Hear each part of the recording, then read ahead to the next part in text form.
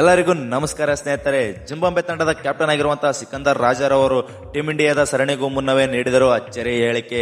ಹೌದು ಸ್ನೇಹಿತರೆ, ಸಿಕಂದರ್ ರಾಜರವರು ವೈಭವ್ ಸೂರ್ಯವಂಶಿ ಹಾಗೂ ಟೀಂ ಇಂಡಿಯಾದ ಕುರಿತು ಸ್ಫೋಟಕ ಹೇಳಿಕೆಗಳನ್ನು ನೀಡಿದ್ದಾರೆ ಅಂತಾನೆ ಹೇಳ್ಬೋದು. ಅವರು ನೀಡಿರುವಂತಹ ಸ್ಫೋಟಕ ಹೇಳಿಕೆಗಳು ಏನನ್ನುವುದನ್ನು ಈ ವಿಡಿಯೋದಲ್ಲಿ ತಿಳಿಸ್ಕೊಡ್ತಾ ಹೋಗ್ತೀನಿ.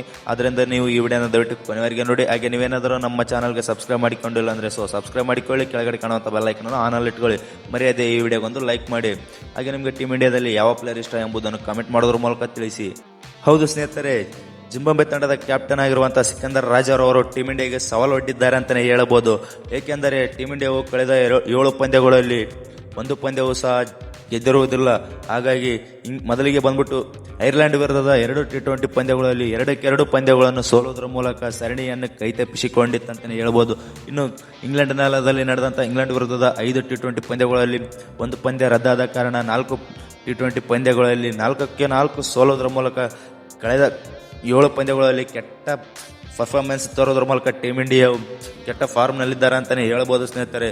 ಇನ್ನು ಸಿಕಂದರ್ ರಾಜ್ ಅವರು ಏನೆಲ್ಲ ಮಾತನಾಡಿದ್ದಾರೆ ಅಂದರೆ, ಭಾರತ ತಂಡವು ವಿಶ್ವ ಚಾಂಪಿಯನ್ ಆಗಿದ್ದರೂ ಕೂಡ ಈ ಸರಣಿಯಲ್ಲಿ ಭಾರತ ಮಾತ್ರ ಗೆಲ್ಲಲು ಅವಕಾಶವಿದೆ ಎಂದು ಹೇಳಲಾಗುವುದಿಲ್ಲ. 2 ತಂಡಗಳಿಗೂ ಗೆಲುವಿನ ಸಮಾನ ಅವಕಾಶವಿದೆ ಎಂದು ಅಭಿಪ್ರಾಯ ವ್ಯಕ್ತಪಡಿಸಿರುತ್ತಾರೆ. ಭಾರತ ಪ್ರಬಲ ತಂಡವಾಗಿರಬಹುದು, ಆದರೆ ಜಿಂಬಾಬ್ವೆಯು ಕೂಡ ಆಕ್ರಮಣಕಾರಿ ಹಾಗೂ ನಿರ್ಭೀತಿ ಆಟವಾಡುವುದರ ಮೂಲಕ ಸರಣಿ ಏಕಪಕ್ಷೀಯಾಗಲು ಬಿಡುವುದಿಲ್ಲ ಎಂದು ಎಚ್ಚರಿಕೆ ರವಾನಿಸಿರುತ್ತಾರೆ ಸ್ನೇಹಿತರೆ.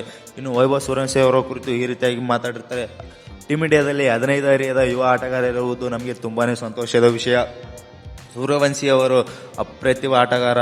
ಕೇವಲ 2-3 ಪಂದ್ಯಗಳನ್ನು ಆಧರಿಸಿ ಚಿಕ್ಕ ವಯಸ್ಸಿನ ಆಟಗಾರನನ್ನು ಟೀಕಿಸುವುದು ಸರಿಯಲ್ಲ. ಸರಿಯಾದ ಮಾರ್ಗದರ್ಶನ ಸಿಕ್ಕರೆ ಅವರು ಭವಿಷ್ಯದಲ್ಲಿ ಅದ್ಭುತ ಆಟಗಾರನಾಗಿ ಹೊರಹೊಮ್ಮಲಿದ್ದಾರೆ ಎಂದು ತಮ್ಮ ಅಭಿಪ್ರಾಯವನ್ನು ವ್ಯಕ್ತಪಡಿಸಿರುತ್ತಾರೆ ಸ್ನೇಹಿತರೆ. ಸಿಕಂದರ್ ರಾಜರವರು ಈ ಅಭಿಪ್ರಾಯ ಕುರಿತು ನಿಮಗೆ ಏನನ್ನಿಸುತ್ತದೆ ಎಂದು ಕಾಮೆಂಟ್ ಮಾಡೋದ್ರ ಮೂಲಕ ತಿಳಿಸಿ.